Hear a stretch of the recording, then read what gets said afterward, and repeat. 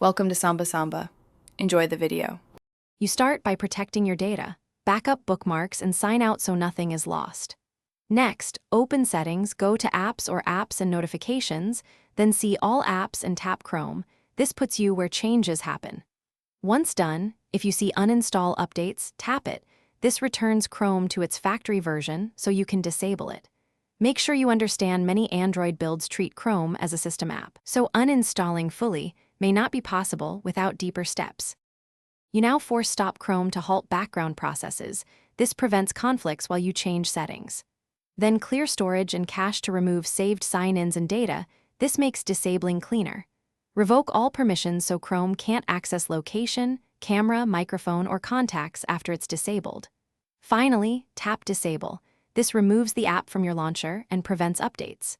If Disable is grayed out, your device treats Chrome as a core app. Proceed to alternate methods explained next. To remove Chrome entirely, you can use ADB from a PC.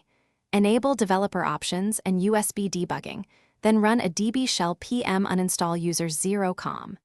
Android. Chrome, this removes it for your user without rooting.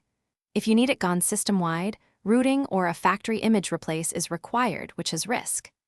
As a final troubleshooting tip, if Chrome keeps returning, check device admin or a corporate work profile and revoke those controls. That often reinstalls apps.